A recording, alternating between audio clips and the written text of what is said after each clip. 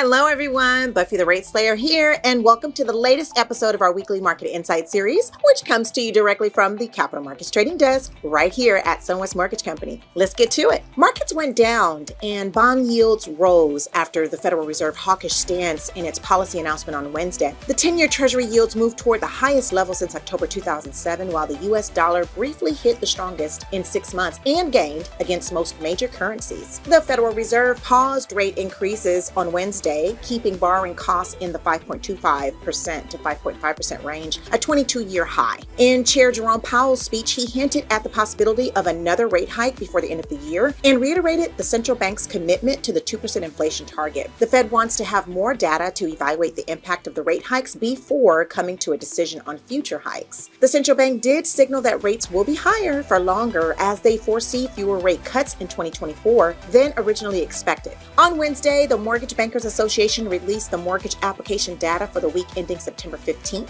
Despite the 30-year fixed rate hovering around 7.31%, mortgage applications bounced back from the previous week, increasing by 5.4% after falling 0.8% the prior week. Purchases were up by 2% and refinances were up 13%. New U.S. home construction dropped in August to the lowest level since June 2020. Residential starts declined by 11.3% last month to a 1.28 million annualized rate. The drop was largely driven by a sharp decline in multifamily construction. The drop highlights the decline in housing affordability. So then on Thursday, the Labor Department released the unemployment data. Initial jobless claims dropped by 20,000 to 201,000 for the week ending September 16, falling to its lowest level since January. Meanwhile, continuing claims fell to 1.66 million for the week ending September 9th. This data indicates the resiliency of the labor market. Even though the hiring pace has slowed down, companies are holding on to their workers. Oil's rally took a breather this week. Brent crude dropped during the week, having its longest losing streak in almost a month. This comes on the heels of topping $95 a barrel, a 10-month high earlier in the week. In Europe, the stock 600 fell after the Bank of England kept its key rate unchanged at 5.25% after 14 successive rate hikes. The central bank decision came after data showed that inflation had unexpectedly slowed, as Britain's consumer price index rose 6.7%, lower than the expected 7%. And yes, that is all for the week. And of course,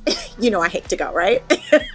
But if you like this video, please hit that like button, and to be notified every time we upload a new video, please hit the notification bell to subscribe. All right, everyone, keep it locked here for the latest news as always. Have a fantastic weekend, everybody. Buffy, out.